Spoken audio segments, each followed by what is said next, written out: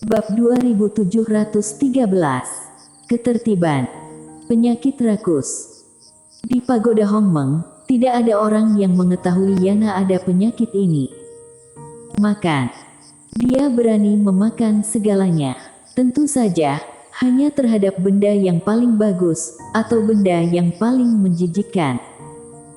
Dalam kondisi normal, dia seharusnya paling ingin memakan siro. Kalau dia memakan siro, maka tidak ada orang yang mengetahui penyakit dia sudah mencapai tahap seperti ini. Tetapi, hal ini tidak akan terjadi, karena hubungan dia dengan siro sangat akbar dan dekat. Namun, Dewa Nadi spiritual tidak memiliki hubungan yang baik dengannya. Warrior Yang dan Sheila King langsung meninggalkan ruang latihan. Warrior yang tahu, Yana ingin memakan Dewa Nadi spiritual adalah sifat aslinya. Sifat asli. Yana bukan manusia, dia adalah siluman monster. Meski sekarang sudah termasuk setengah manusia, sifat aslinya masih belum hilang. Beberapa saat kemudian, Warrior Yang dan Sheila King sudah tiba di tempat keberadaan Yana. Pada saat mereka tiba, ekspresi mereka langsung berubah. Kepala Dewa Nadi spiritual sudah ditekan di tanah oleh Yana dan Siro. Dewa Nadi spiritual kalah melawan dua orang ini. Setelah Warrior Yang datang, Siro langsung merasa lega. Dia membawa Yana terbang ke depan Warrior Yang lalu mengayunkan cakarnya. Warrior Yang mengelus kepala Siro, lalu memandang Yana dan berkata dengan suara kecil, "Yana, kamu tidak boleh memakannya, mengerti?" Yana memucungkan bibir, "Aku ingin memakannya. Kak Warrior, kalau aku memakannya, aku pasti bisa menyerap semua alkimia batin ini, lalu membantumu berkelahi." Warrior Yang langsung mengerutkan kening. Ketika melihat Warrior Yang mengerutkan kening, Yana langsung menundukkan kepalanya dengan cemas. Yana hanya takut dan hormat kepada dua orang, pertama adalah Warrior Yang dan kedua adalah Irene An. Warrior Yang berjalan ke depan Yana, lalu mengelus kepala Yana, "Yana, kalau memakanku dan Siro bisa membuatmu menjadi kuat, apa kamu akan memakan kami?" Yana menggelengkan kepala dengan tegas, lalu memandang Warrior Yang dan berkata, "Kalau suatu hari aku melukai Kak Warrior dan Siro, maka sebelum itu aku pasti akan memukul kepalaku hingga hancur terlebih dahulu." Nada bicaranya sangat serius dan bukan sedang bercanda. Warrior Yang berkata dengan suara lembut, "Tapi, apa kamu ada menyadari kamu sudah tidak bisa mengendalikan dirimu sendiri?" Yana menganggukkan kepala. Terutama setelah menelan alkimia batin, Yana semakin kejam dan kasar, sampai tidak bisa mengendalikan dirinya sendiri. Warrior Yang berkata dengan suara lembut, "Yana, dulu kamu sangat hebat. Kalau kamu tidak bisa mengendalikan dirimu, maka kamu akan menjadi dirimu yang sebelumnya. Sampai saat itu, kamu mungkin akan menyakiti aku dan Siro." Siro yang ada di pundak Warrior Yang langsung menganggukkan kepala. Dia sangat dekat dengan Yana. Tapi belakangan ini aura Yana sedikit menakutkan. Pada masa puncak, Siro dan Yana saling menekan dan mengimbangi, tapi di waktu bersamaan juga saling menjaga jarak. Warrior Yang lanjut berkata, "Yana, percayalah padaku. Kekuatan yang kuat bukan berasal dari memakan orang. Tentu saja, kamu memakan ia, pasti bisa menjadi kuat, tapi tidak akan menjadi paling hebat. Kamu perlu latihan untuk mengalahkan diri sendiri." Yana melirik Warrior yang ada di kejauhan, dia menggelengkan kepala dan berkata dengan suara kecil, "Baiklah, aku tidak memakannya." Dia merasa sedikit sedih. Warrior Yang tersenyum tipis, "Jangan sedih. Kamu ingin memakannya karena energi spiritual yang ada di tubuhnya. Bagaimana kalau Siro dan dia setiap hari akan memberikan energi spiritual kepadamu?" Siro langsung menganggukkan kepala dan setuju. Yana menganggukkan kepala, "Baik. Warrior yang tersenyum dan berkata, "Kamu ini, jangan sedih lagi. Yana, kamu tidak boleh makan orang sendiri, tapi kamu boleh makan sepuasnya musuh kita." Setelah mendengar ini, mata Yana langsung berbinar. Dia menepuk tangan warrior yang, "Kak warrior, kamu paling baik." Warrior yang menggelengkan kepala, dasar rakus. Di waktu bersamaan, dia juga merasa lega. Dia tidak boleh terlalu menekan sikap asli Yana, kalau tidak pasti akan muncul masalah. Warrior yang kembali mengelus kepala Yana, kemudian berjalan ke depan Dewa Nadi Spiritual. Ia sudah dipukul hingga babak belur oleh Yana, untung saja ada Shiro yang menghentikan ditambah Yana tidak benaran ingin membunuhnya. Oleh karena itu, Dewa Nadi Spiritual tidak ada masalah besar. Warrior yang berkata dengan suara kecil, "Kak Dewa Spiritual, maaf." Dewa Nadi Spiritual melihat Yana yang ada di kejauhan lalu menggelengkan kepala, "Tidak apa-apa." Warrior yang menoleh ke arah Yana, Yana langsung menundukkan kepala dan menendang batu yang ada di kakinya berpura-pura bodoh. Shiro mengedipkan mata, lalu menepuk pelan bahu Yana, dengan maksud cepat pergi minta maaf. Asalkan dia berbuat salah dan meminta maaf, warrior yang pasti akan memaafkannya. Setiap kali pasti akan berhasil.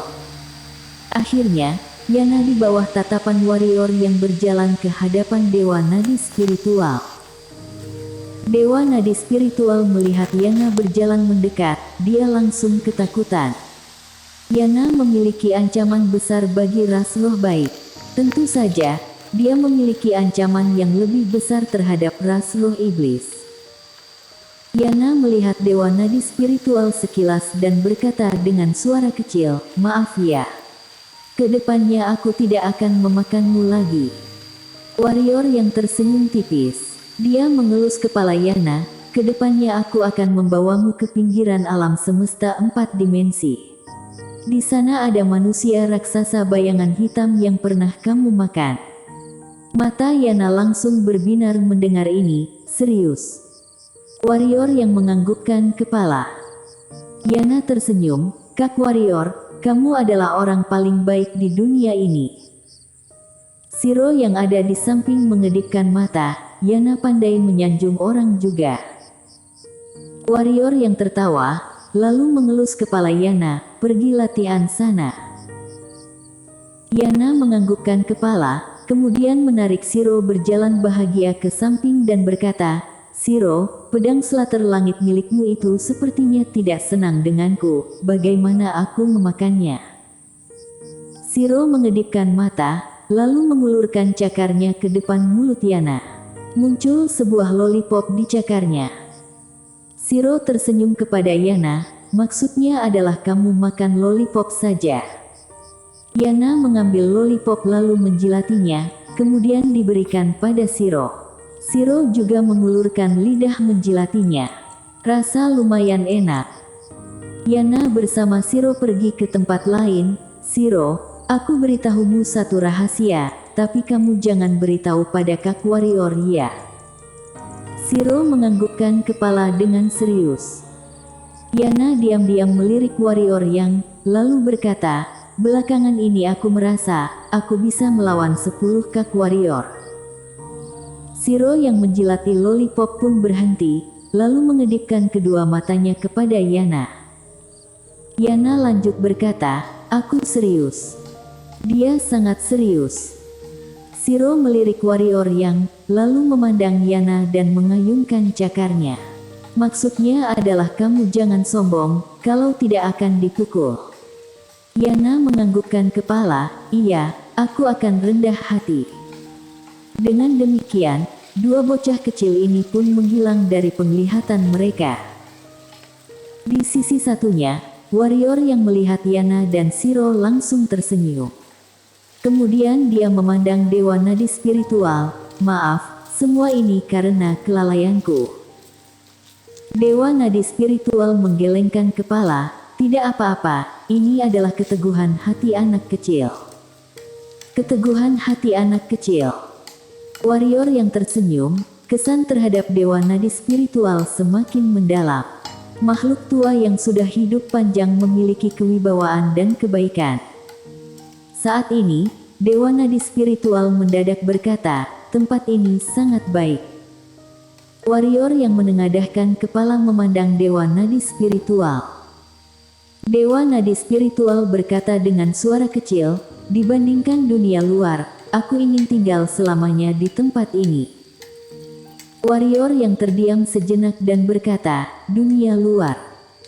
Dewa nadi spiritual menggelengkan kepala, apa kamu tahu?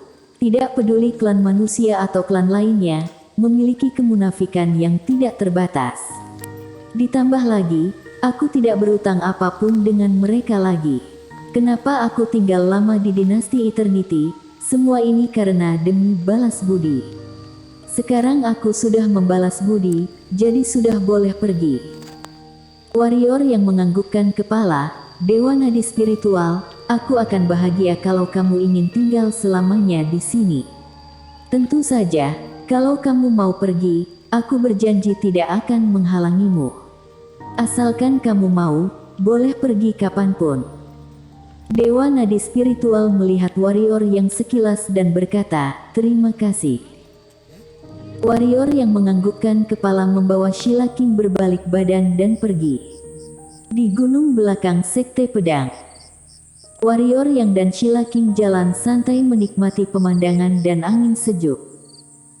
Mereka berdua tidak berbicara, hanya menggandengkan tangan berjalan di sana. Mereka berdua tiba di sebuah jurang, lalu memandang ke langit. Sheila King menyandarkan kepalanya ke bahu warrior yang, kita sudah kenalan berapa tahun, apa kamu masih ingat? Ekspresi wajah warrior yang langsung kaku dan menggelengkan kepala. Dia benar-benar tidak tahu. Sheila King berkata, tidak dihitung waktu kamu latihan, sudah hampir 30 tahun. Warrior yang memeluk lengan kiri Sheila King dan tidak berbicara. Sheila King berkata dengan suara kecil, tapi, kamu bersama dengan kami tidak sampai 5 tahun. Badan warrior yang sedikit bergetar. Sheila King memandang ke arah warrior yang, dan tersenyum. Sebuah senyuman yang membuat orang merasa sedih. Warrior yang berkata, maaf. Sheila King menggelengkan kepala, kita sudah satu tubuh, tidak perlu meminta maaf. Usai berkata, dia memandang ke langit, aku bukan sedang menyalahkanmu. Sepanjang perjalanan ini ada banyak orang yang menghilang, kita bisa berjalan sampai sekarang bukanlah hal yang mudah. Setelah itu, dia memandang warrior yang dan berkata, tanah eskatologi mencelakaimu, agar kamu menjadi musuh semua orang. Aku tahu kamu tidak peduli, tapi pasti ada cara penyelesaian yang lebih bagus, betul? Warrior yang hanya diam. Sheila King memeluk lengan warrior yang dan tidak berbicara. Pada saat ini, batu transmisi suara di dada warrior yang mendadak bergetar.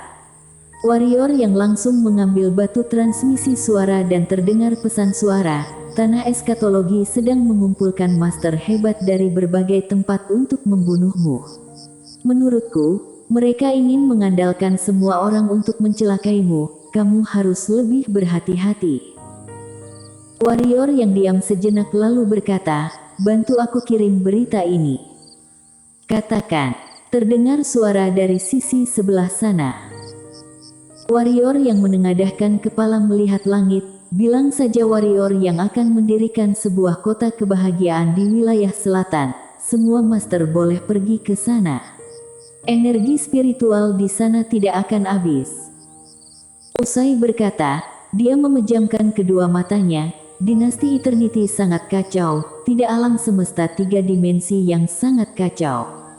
Ketertiban yang dibangun oleh Valen terlalu sadis dan kejam, sudah seharusnya dihentikan. Aku akan menggunakan ilmu pedangku membangun sebuah ketertiban baru. Sebelum mendirikan ketertiban ini, aku akan melenyapkan tanah eskatologi, kemudian membunuh Valen dan membangun alam semesta 4 dunia.